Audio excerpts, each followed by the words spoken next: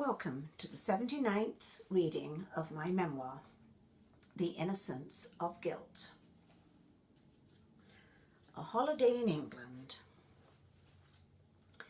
We decided to go to England for 5 weeks in the summer of 1978.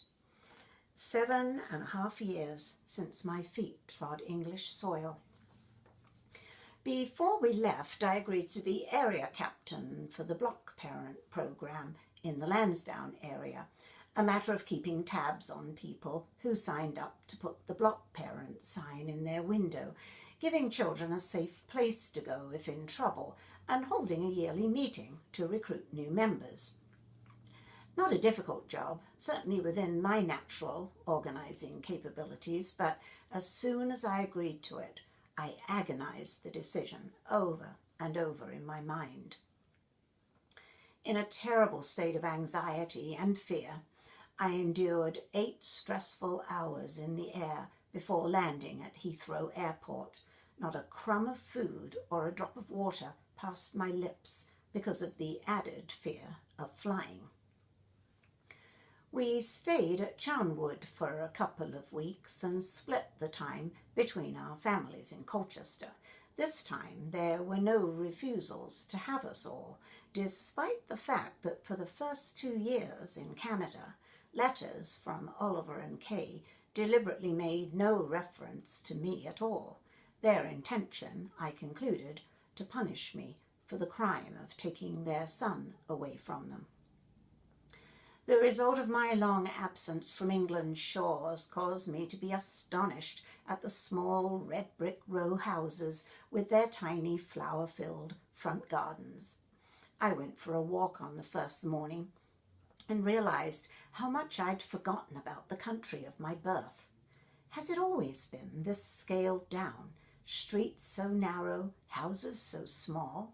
Has the traffic always flown by so fast and so near the curbside? I saw it all with a fresh pair of eyes, as if I was a stranger to the land, not one born of it. At Mum's house I met my brother's wife, Julie, and their 6-year-old daughter, Charlotte. Mum mentioned the possibility of us visiting her doggy friend who lived in the country.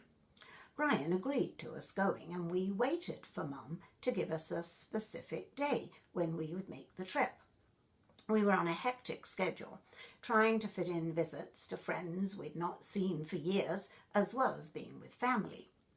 Mum hadn't elaborated on when we would be going, so out by ourselves one day we dropped in to see Mum and found her distraught. She said her friend had expected us that very day. "She's so upset at you not turning up," cried Mum. "She had horse rides and food laid on for you all. I didn't know what to say to her. I feel terrible." We were also upset. We'd looked forward to going. Quite frankly, we wondered if in our busyness we hadn't paid proper attention to what Mum relayed to us regarding the proposed outing. I certainly knew I wasn't paying attention, owing to negative thoughts flooding my mind much of the time. We apologized profusely, but knew we had deeply hurt her. The day we left Mum pained me. We walked to the town centre with her as she had her daily shopping to do, said our goodbyes outside Sainsbury's in a casual fashion, as if we would be seeing her the following day, and crossed the high street to catch the bus back to Charnwood. We were leaving by train for Shropshire the following morning to visit Brian's brother Barry and his wife Jill. Mum waved at us from the other side, and seeing her standing there all by herself holding her little brown shopping bag, my heart wrenched in two. It reminded me of the time we'd left Dad standing on the corner of the high street 12 years before. All the way back on the bus, I held back the tears. Once inside Charnwood, I went into the bedroom and sobbed and sobbed. Brian tried to comfort me, but there's no comfort for a little lost girl torn from her mother. Returning to Canada seemed unbearable. I wished I had never agreed to a 2-year adventure that turned into forever. The whirlwind of a holiday in Shropshire drained me. We stayed with Barry and Jill in their comfortable house and visited some of Brian's relatives.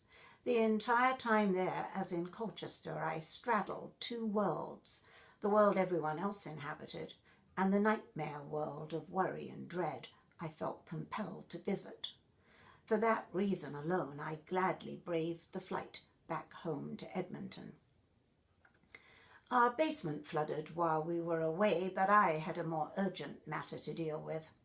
As soon as I could, I phoned the Block Parent Association and told the contact person I'd changed my mind about being area captain. I sensed the disappointment in her voice as I gave her the news. I imagined her saying to a colleague after I'd hung up, "What's going on with her? She seems so keen to do the job. I don't understand it." I didn't understand it either. All I understood was the fear. The fear was everywhere. A black cloud outside my bedroom window, darkening the room, though the sun shone out there for everyone else. Fear in my dreams at night. Fear in every word I heard spoken. Fear in every word I read. Fear in the everyday things I tried to do. God hid from me. Using willpower, I tried to physically conjure him up, like some people claim to see angels, but he would not be found. My prayers were simply words sent out to nothingness. I fell into a deep despair. Day after day I sat on Karen's bed in her pretty pink bedroom while she was at school and stared at the pretty pink flowers in the patterned bedspread, mesmerized by the way they entwined with the green leaves, trying to disappear into the fabric and become a part of it, anything but be human, because being human meant suffering pain. I seriously contemplated ending my life several times, but the long-ago voice in my ear reminded me I mustn't. I went through the outward motions of caring for my family because they needed me, but I considered myself a ghost on the periphery of their lives. I described my symptoms, hovering between two worlds most of the time, to another church friend. I took a chance with her and made a mistake. Not her fault. I had not told anybody before about the voices inside my head and the way they compelled me to listen to them.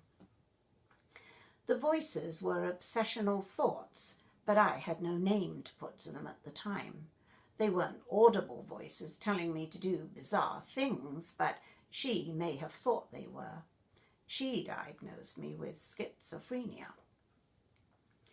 The fact she lumped a terrible mental illness on me and possibly told others in church devastated me, as if she tossed me on the nearest garbage heap. The sensible thing would have been for me to see a doctor and get a proper diagnosis, but I doubted the wisdom of that at the time. I had only been given Valium for general anxiety, and it did nothing for the worst pain. I worked hard to hide the turmoil inside my head. I struggled against my supposed insanity, trying to appear normal as much as possible, whilst being pulled in the direction of anything but. More and more I struggled with the two separate parts of my personality. No wonder my friend thought I suffered from schizophrenia. The word in Greek means broken soul. How long had my soul been broken? How long had I struggled with my identity? Forever. One weekend I reached the end of my endurance. I dropped in at the church office after the service and asked to see one of the pastors. Both pastors were flying out of town to attend a conference together, so didn't have time to talk to me. A tough day to get through, holding all the pain and confusion inside me. The next day, however, a chance encounter with a very special book began to turn everything around. Thank you for listening. Please feel free to subscribe, like, or comment on this reading, and hopefully you will tune in to the next one. Bye for now.